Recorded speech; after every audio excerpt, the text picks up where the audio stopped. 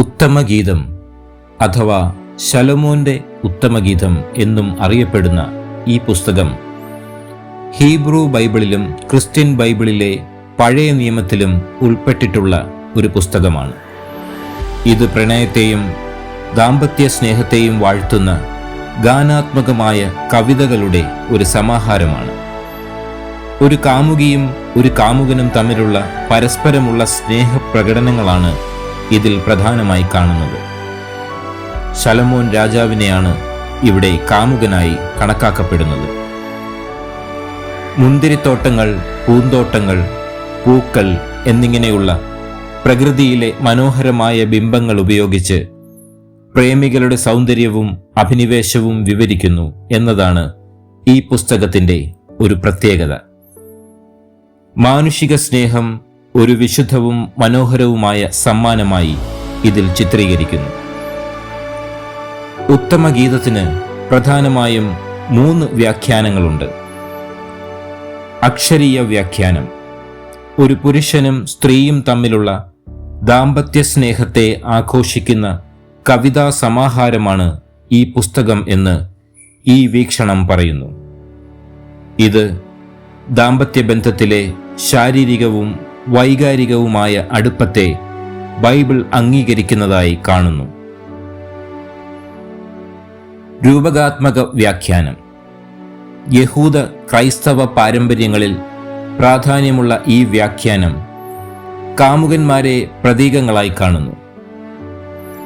യഹൂദമതത്തിൽ ദൈവവും ഇസ്രായേൽ ജനതയും തമ്മിലുള്ള ദിവ്യസ്നേഹത്തിൻ്റെ രൂപകമായി ഇതിനെ കണക്കാക്കുന്നു.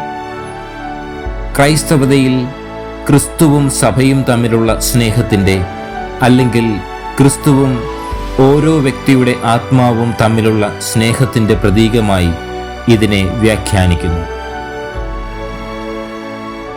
ടൈപ്പോളജിക്കൽ വ്യാഖ്യാനം: ശലോമോനും അദ്ദേഹത്തിൻ്റെ വധുവും തമ്മിലുള്ള സ്നേഹത്തിൻ്റെ ചരിത്രപരമായ വിവരണം എന്നതിലുപരി ദൈവവും അവിടുത്തെ ജനവും തമ്മിലുള്ള, അല്ലെങ്കിൽ ക്രിസ്തുവും സഭയും തമ്മിലുള്ള സ്നേഹത്തിൻ്റെ ഒരു മാതൃക, അല്ലെങ്കിൽ മുൻകൂട്ടിയുള്ള സൂചനയായും ഈ പുസ്തകത്തെ കാണുന്നു.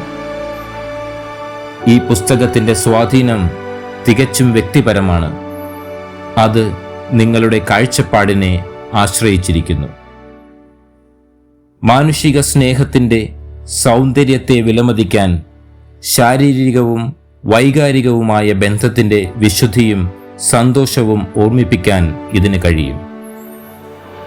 നിങ്ങളുടെ ആത്മീയ ബന്ധത്തെക്കുറിച്ച് ചിന്തിക്കാൻ നിങ്ങളിതിനെ രൂപകാത്മകമായി കാണുകയാണെങ്കിൽ ദൈവവുമായുള്ള നിങ്ങളുടെ ബന്ധം ആഴത്തിൽ മനസ്സിലാക്കാൻ ഇത് നിങ്ങളെ സഹായിച്ചേക്കാം.